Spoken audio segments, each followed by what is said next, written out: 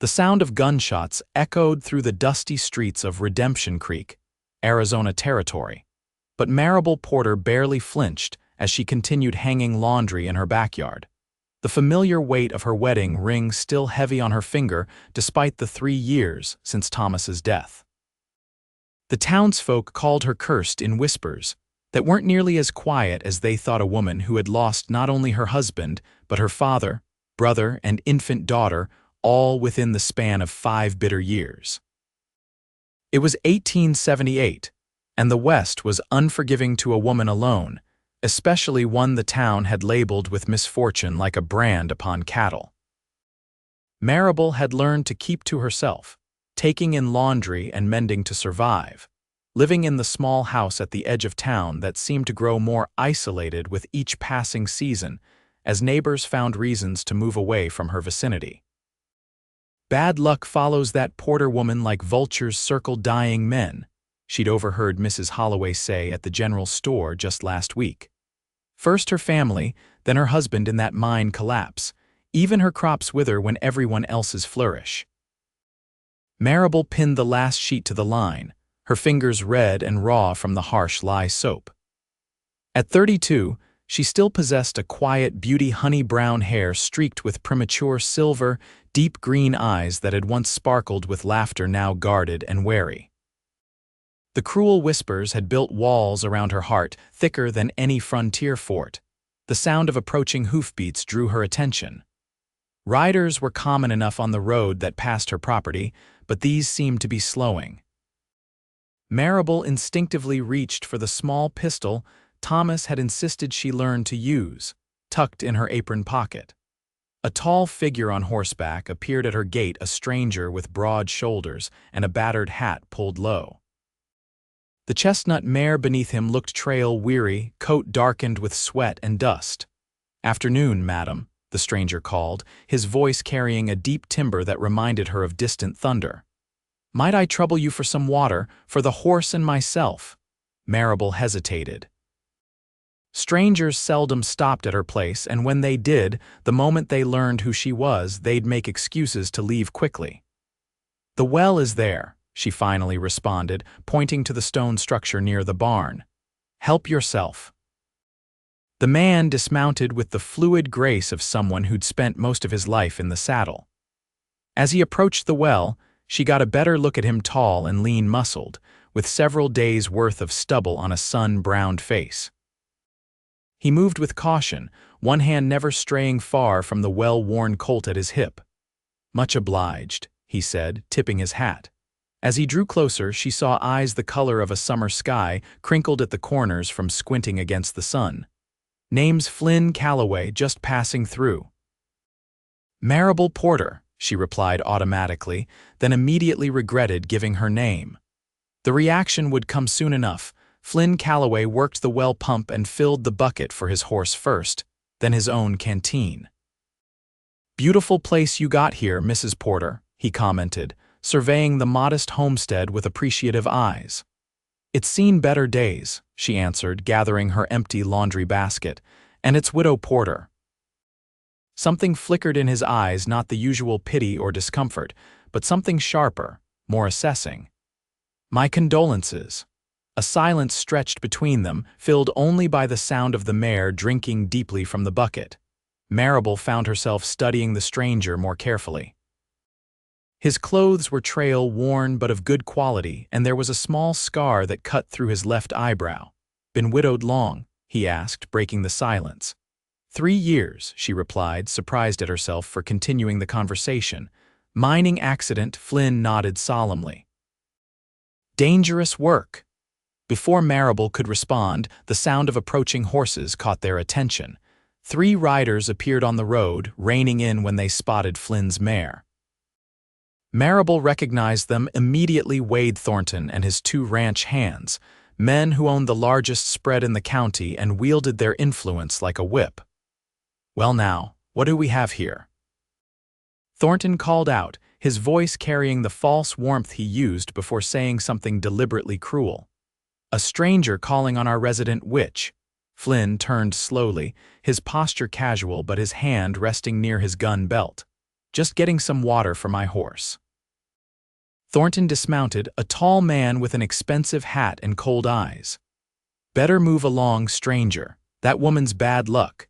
Town's full of stories about the misfortune that follows her. Ain't that right, Widow Porter?" Maribel's face burned with humiliation, but she kept her expression neutral. She'd heard it all before. "I don't much believe in luck," Flynn replied, his voice level. "Good or bad?" Thornton laughed, a sharp, unpleasant sound. "Stay around her long enough and you might change your mind." Her husband was crushed in a mind collapse the same day she argued with him. "Her baby took fever the day after she refused to sell this land to me. Coincidence? Some think not." Maribel's hands tightened around the laundry basket until her knuckles went white. The insinuation was clear and not new. Thornton had been spreading such tales ever since she'd refused to sell her property to him after Thomas died. Flynn finished securing the cap on his canteen with deliberate slowness. "Seems to me a man with nothing better to do than spread tales about a widow has his own share of bad luck, the kind that comes from having no honor." The temperature seemed to drop, despite the Arizona sun beating down on them. Thornton's face hardened. "You'd be wise to watch your mouth, stranger." "You don't know who you're talking to." "I reckon I do," Flynn replied, his voice even. "A man who thinks intimidating a woman alone makes him powerful. We had names for men like you where I come from." Thornton's hand twitched toward his gun, but something in Flynn's stance, a stillness that spoke of experience, made him reconsider. Instead, he spat on the ground and remounted his horse. "You've been warned about her, stranger. When your luck turns sour, don't say nobody told you." With that parting shot, Thornton and his men rode off, leaving a cloud of dust in their wake. Silence settled between Flynn and Maribel once more, heavier this time with the weight of Thornton's accusations. "I should thank you," she finally said, "but you've probably just made an enemy." Flynn shrugged. "Not my first, won't be my last." He studied her for a long moment. "Is that why you live so alone out here? Because people think you're bad luck?" Maribel lifted her chin slightly. "People find it easier to blame someone for their misfortunes than to accept that sometimes life is simply cruel." A slow smile spread across Flynn's face. "Now that's the first sensible thing I've heard since riding into this territory." He tipped his hat to her. "If you're supposed to be bad luck, then I reckon I'll take all your luck with me when I go." The boldness of his statement startled a laugh from her, a rusty, surprised sound she barely recognized as her own. It had been so long since she'd laughed that the sensation felt foreign. Flynn's smile widened at the sound. "There now, that's a better sound than all that nonsense Thornton was spewing." He glanced at the position of the sun. "I should be moving on if I want to reach town before dark. Is there a decent place to stay in Redemption Creek?" Maribel hesitated. The logical part of her said to let this stranger ride on, to not get involved. But there was something about Flynn Calloway that made her want to extend the conversation just a little longer. "The Frontier Hotel is clean enough," she offered, "but they might be full." "Trail drives have been coming through." Flynn nodded thoughtfully, then seemed to make a decision. "Mrs. Porter, I notice your barn roof could use some attention. I'm handy with repairs. If you've got a spare corner in that barn for me and my horse for the night, I'd be glad to fix it for you tomorrow before I move on." "Fair exchange?" Maribel stared at him, surprise evident on her face. No one had offered to help her with anything in years. "Why would you do that? Why not?" He countered. "I need a place to stay, you need a roof fixed. Simple enough." It wasn't simple at all, and they both knew it. In a town that whispered about her being cursed, offering her help was taking a stance. "You heard what they said about me," she said quietly. "Aren't you worried?" Flynn's blue eyes held her steadily.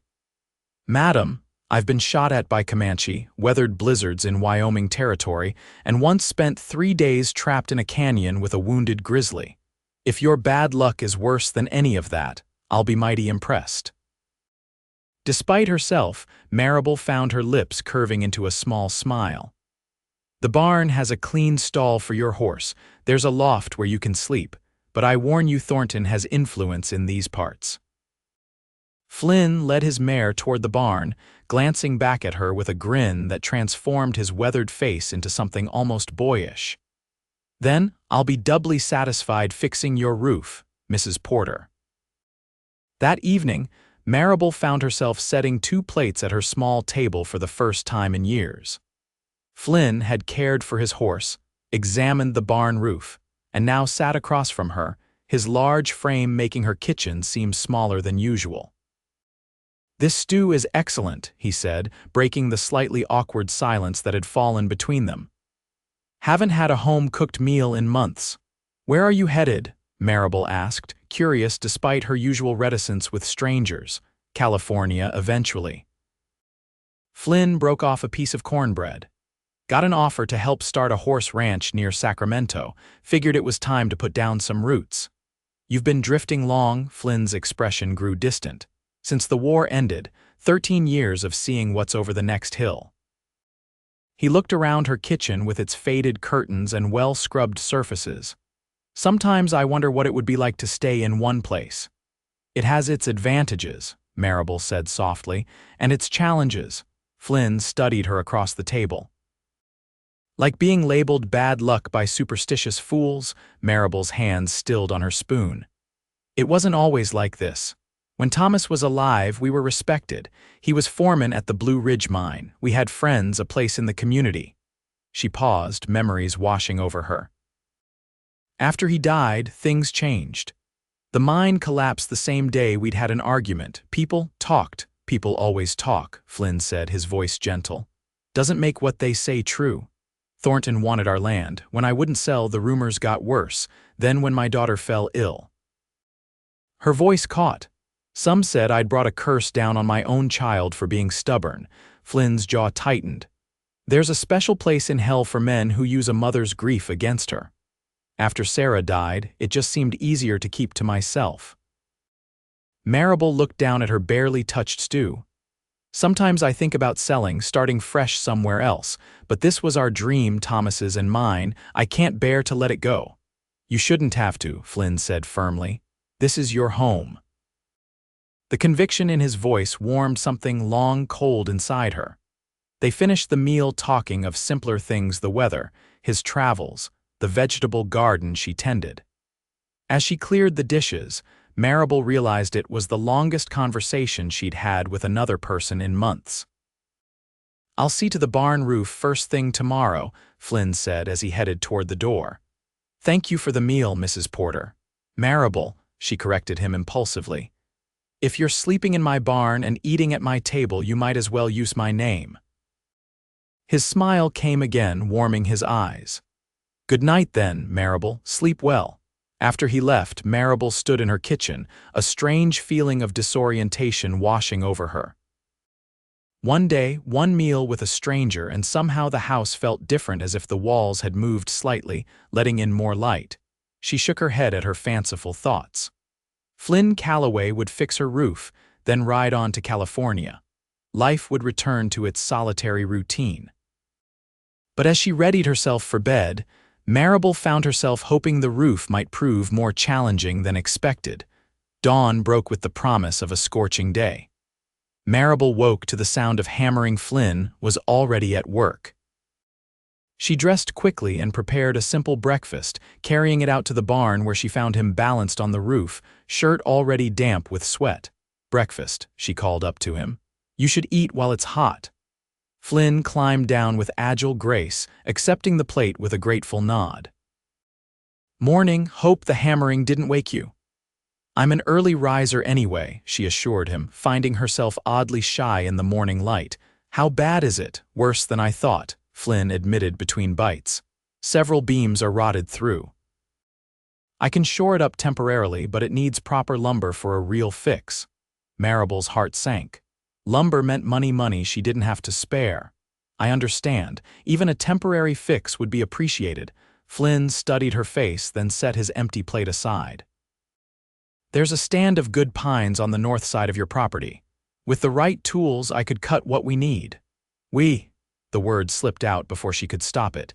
Flynn's eyes met hers steadily. "I'm in no hurry to reach California. The ranch will still be there in a few weeks." You're offering to stay, to help a woman the town thinks is cursed. Maribel couldn't keep the disbelief from her voice. I'm offering to help a neighbor who could use a hand, Flynn corrected gently, and maybe prove to this town that their superstitions are nonsense in the process. Maribel felt a fluttering in her chest she hadn't experienced in years. Hope, fragile but persistent. Why would you do this for a stranger? Flynn was quiet for a moment, his expression thoughtful. After the war I was lost, wandering without purpose. A widow in Tennessee took me in when I was sick with fever, nursed me back to health, asked for nothing in return. His eyes held hers. She said sometimes God puts people in our path when we need them most. Maybe that goes both ways. Maribel wanted to refuse to protect herself from the inevitable disappointment when he too realized the town might be right about her. But the barn needed fixing, and her dwindling funds wouldn't stretch to hiring help. I can't pay you much, she admitted. Room and board is payment enough, Flynn assured her. I've been sleeping under the stars for so long that your barn loft feels like a palace. And so it was decided, with a simplicity that belied the significance of the arrangement. Flynn would stay, repair her barn, and perhaps tackle other projects that had gone neglected since Thomas's death. Maribel would provide meals and lodging. What neither acknowledged was how quickly their arrangement became something more a partnership of sorts. Flynn rose early each day to work on the barn, then helped Maribel with chores she'd struggled to manage alone. They ate meals together, their conversations growing easier, more comfortable. Flynn told stories of his travels that made her laugh, while Maribel shared memories of happier times that no longer felt like wounds when spoken aloud. A week passed, then two. The barn roof was completely replaced, the chicken coop reinforced, and the fence mended. Each completed project seemed to spark another, as if Flynn was determined to restore not just her property but her place in the community. When he accompanied her to town for supplies, walking beside her wagon with an easy confidence that dared anyone to whisper, Maribel felt the weight of stares but also noticed a subtle shift. Some townspeople nodded greetings. Mrs. Jenkins at the mercantile asked about her garden instead of hurrying her transaction as usual. See that, Flynn said as they loaded supplies into her wagon. People are starting to remember who you really are, a neighbor, not some harbinger of doom. It's because of you, Maribel replied. They're curious about the stranger who's staying at the cursed widow's farm. Flynn shook his head. It's because they're being reminded of the truth. You're a strong woman who's faced more than her share of tragedy with dignity. That deserves respect, not fear. Maribel felt warmth spread through her chest at his words. It had been so long since anyone had truly seen her beyond the losses that defined her in the town's eyes. As they drove home, Flynn suddenly asked, "Do you ever think about remarrying?" The question startled her so much that she nearly dropped the reins. No, who would want a wife with my reputation? Flynn's gaze was steady on the horizon. A man who cares more about the truth than gossip. The implication in his words hung in the air between them, neither acknowledging it directly. That evening, as they sat on her porch watching the sunset paint the mountains in shades of gold and purple, Maribel found herself studying Flynn's profile and wondering what it might be like to not be alone anymore. The next day brought unwelcome visitors. Maribel was hanging laundry when 3 riders approached Thornton and his men again, but this time with Sheriff Mills in tow. Flynn emerged from the barn, wiping his hands on a rag as they dismounted. "Morning, Sheriff," he called, his tone friendly but cautious. Sheriff Mills nodded curtly. "Mr. Calloway, been meaning to have a word with you. Seems you've made yourself quite at home on Mrs. Porter's property." "At my invitation," Maribel interjected, moving to stand beside Flynn. Thornton's expression was smug. "Some folks in town are concerned about a single woman hosting a drifter. Doesn't look proper." "I wasn't aware my arrangements were the town's business," Maribel replied, anger giving her voice a strength she rarely displayed in public. Sheriff Mills had the grace to look uncomfortable. "We're just checking on your welfare, Mrs. Porter. My welfare has improved considerably with Mr. Calloway's help," she said firmly. "More so than when any of you offered assistance after Thomas died." Flynn stood silently beside her, his presence solid and reassuring. The subtle positioning of his body slightly in front of her, hand near his gun, wasn't lost on the sheriff or Thornton. "There's also the matter of your identity, Calloway," Thornton pressed. "Sheriff's been asking around about you, seems nobody knows much." "Not much to know," Flynn replied evenly. "Fought for the Union, worked cattle drives, broke horses, nothing mysterious about it." Sheriff Mills studied him thoughtfully. "Any reason someone might be looking for you?" A tension Maribel hadn't noticed before tightened Flynn's shoulders. "None that I know of." The sheriff nodded slowly. "Well, just so you know, I sent telegrams to a few places, asking about a man of your description. Expect to hear back any day now." "You'll find I'm exactly who I say I am," Flynn assured him, but Maribel caught the flicker of something in his eyes. After the unwelcome visitors departed, Maribel turned to Flynn. "Is there something I should know, something you haven't told me?" Flynn was quiet for a long moment, staring after the retreating riders. "Nothing that changes who I am now," he finally said. "But there are things in my past I'm not proud of, Maribel. The war. It changed a lot of men, changed me." "We all have regrets," she said softly. "Things we wish we'd done differently." Flynn's gaze met hers, vulnerability showing through his usual confidence. "I've never lied to you. Everything I've told you is true, but there are parts I haven't shared yet. Will you share them, I mean?" He nodded slowly. "Tonight. You deserve to know the man you've welcomed onto your land." That evening, as they sat before the fire, Flynn told her everything: how after the war, lost and angry, he'd ridden with a group of men who robbed banks in Missouri. How during one robbery, a guard had been killed, though not by Flynn's hand. How he'd fled, disgusted with what he'd become, and spent years trying to outrun both the law and his conscience. "I never killed anyone," he said quietly, "but I stood by while others did. That makes me guilty all the same." Maribel listened without interrupting, watching the firelight play across his troubled face. "The ranch in California, it belongs to a man I served with during the war. He knows my past but believes in second chances. Says a man who's seen his own darkness makes the best guardian of the light." Flynn stared into the flames. "I've been trying to live by that, to be someone worthy of that trust. And now the sheriff's telegrams might bring it all back," Maribel said, understanding at last. Flynn nodded. "I could leave tonight, spare you the scandal when they come for me." "No." The firmness of her response surprised them both. "This town has judged me without knowing my heart. I won't do the same to you." Something shifted in Flynn's expression: relief, gratitude, and something deeper she wasn't yet ready to name. "Maribel. The man who's been here, helping me, standing up for me, that's who you are now," she insisted. "Not who you were." Flynn reached across the space between them and took her hand, his calloused palm warm against her skin. "Thank you." They sat together in comfortable silence as the fire burned low, their clasped hands a bridge across their separate pasts toward something neither was quite ready to define. The next morning brought a new challenge.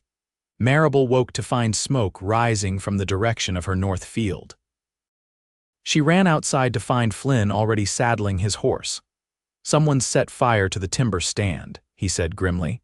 "The pines we were planning to harvest." Fury and fear tangled in Maribel's chest. "Thornton, it has to be, likely so. Stay here while I check." "No."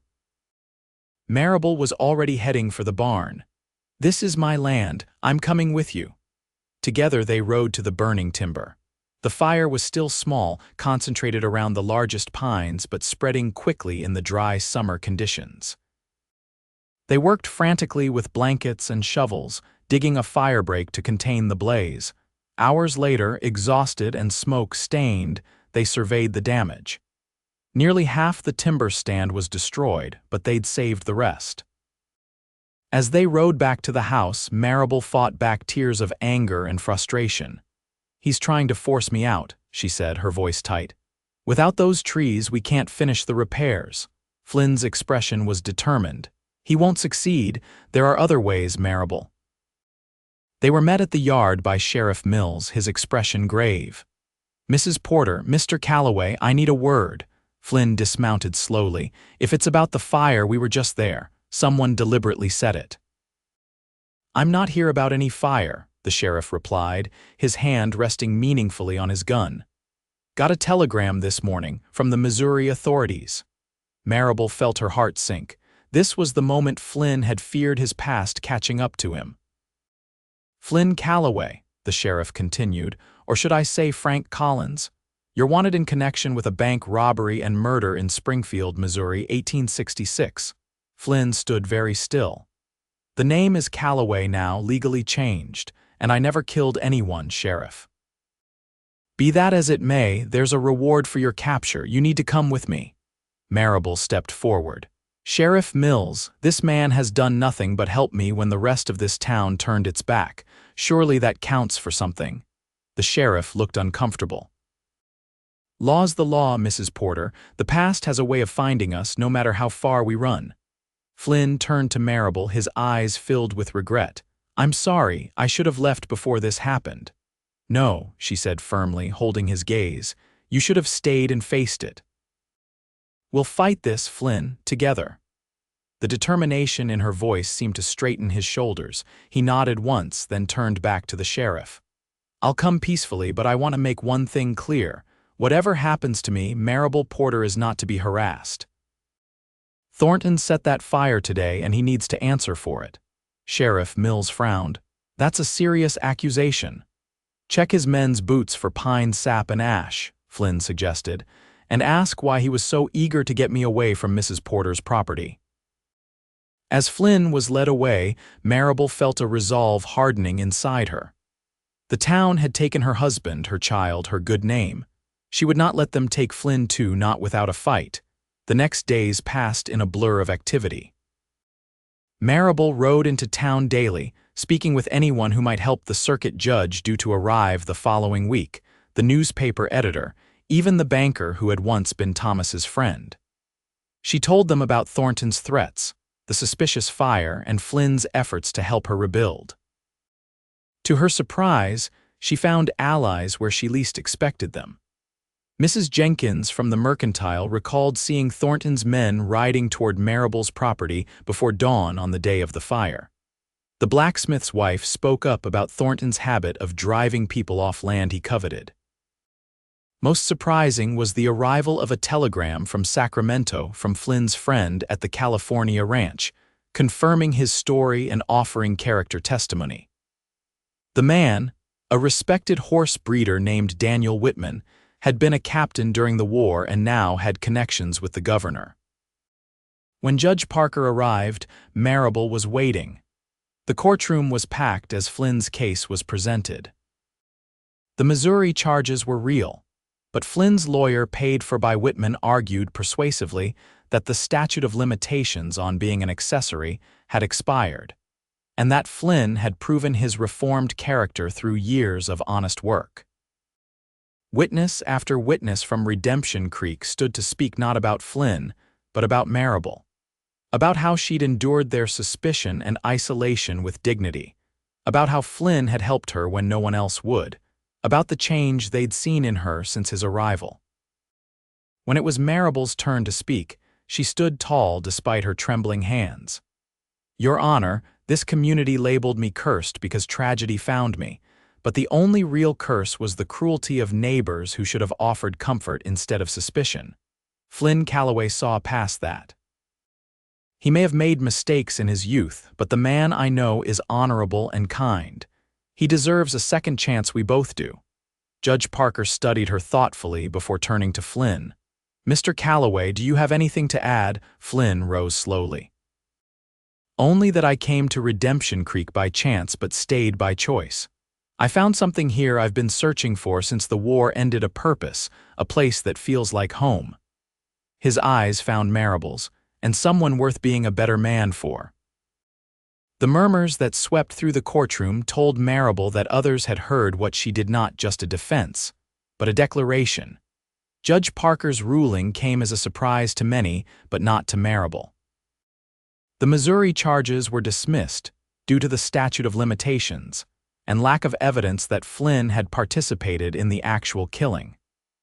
However, the judge ordered Flynn to pay restitution for his role in the robbery, a substantial sum that would take years to fulfill. As for Mr. Thornton, the judge continued, his stern gaze finding the rancher at the back of the room, I'm ordering an investigation into the fire and the alleged pattern of intimidation against Mrs. Porter. Sheriff Mills, I expect your full cooperation in this matter. As the courtroom emptied, Maribel found herself surrounded by townspeople offering apologies and support the same people who had shunned her for years. The irony wasn't lost on her, but neither was the opportunity for a fresh start. Flynn found her outside the courthouse, his face alight with relief and something that made her heart beat faster. It's over, he said simply. Maribel shook her head. It's beginning. The judge's ruling doesn't change the past, but it gives us a chance to build something new. Us? Flynn asked, hope evident in his voice. If you still want to stay, she replied. The barn roof still needs work. Flynn laughed, the sound warm and free.